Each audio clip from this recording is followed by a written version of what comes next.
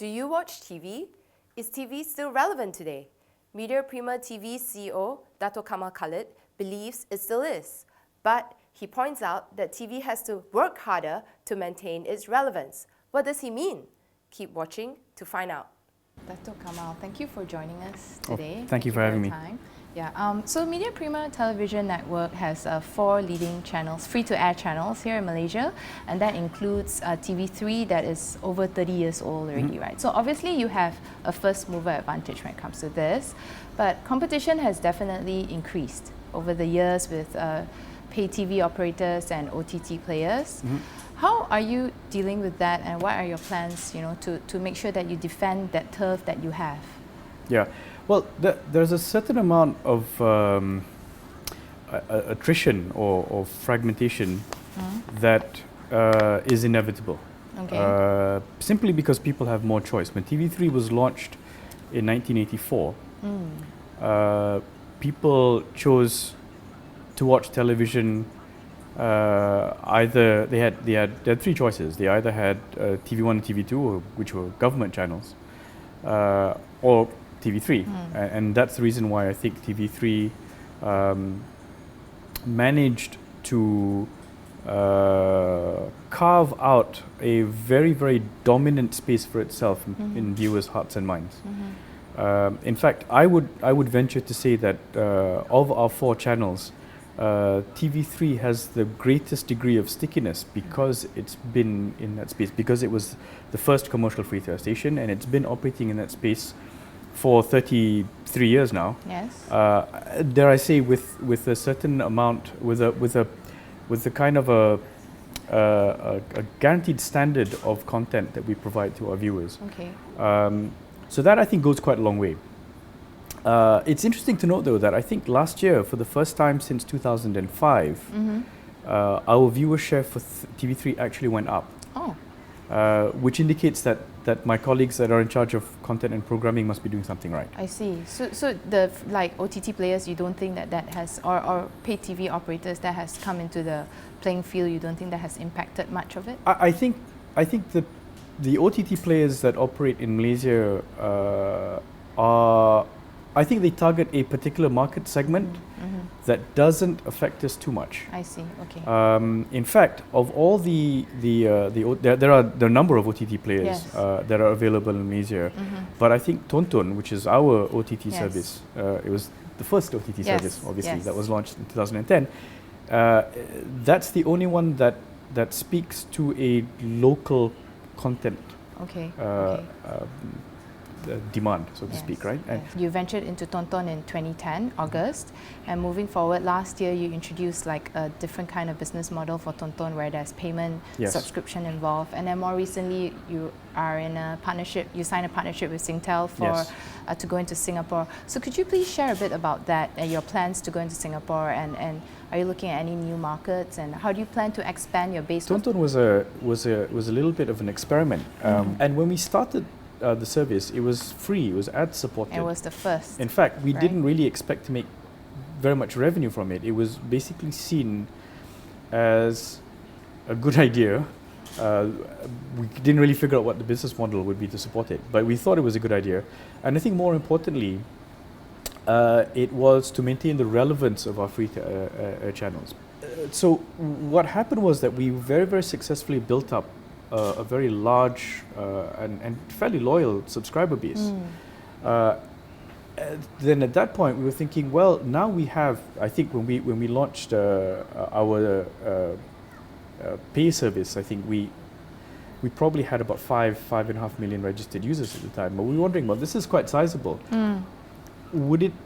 Is there a better, more efficient way to try and monetize the service? Right. Because it obviously it costs money. Right. And the first thing that we did was to try and offer transactional video on demand. So we made certain series and certain movies available for small payments. Okay. Which was an interesting experiment for us, but didn't really garner very substantial revenue. And we then decided to go into a subscription service. You see viewers wanting to subscribe? Do you feel Malaysians are open to that now? I think the entrance of pure subscription VOD services I think has been great. Right. Because although there are competitors, it's kind of made Malaysian consumers used to the process of paying for content, because there's a lot of content that's available Yes. illegally. Right. Right. Pirated DVDs, streaming websites, and so on and so forth. So we've seen a quite steady uptick of people who are converting from free users to pay users. Your question about going overseas, you're right. I think now that we've kind of got a sizable base here in Malaysia, the next step is then, where do we take it, or what's our future avenue of growth? And we've noticed that there's quite sizable demand for our content outside of Malaysia. This is from either people who from neighboring countries who speak Malay and look to our programs as a source of entertainment. It could be the Malaysian diaspora, the Malaysians who are working or living and working overseas. So we've been working steadily to try and look at efficient ways to make Tonton available outside of Malaysia. And the first partnership that we have is with Singtel, which is our distribution partner for Singapore. Singapore having a large Malay minority population there. And hopefully once this stabilizes and we kick off this partnership with Singtel, I think the next step is then to look at other countries around the region to see whether we can forge similar partnerships. In your opinion, I mean, given everything that has changed, the changing landscape and how people consume content, do you think TV is still relevant?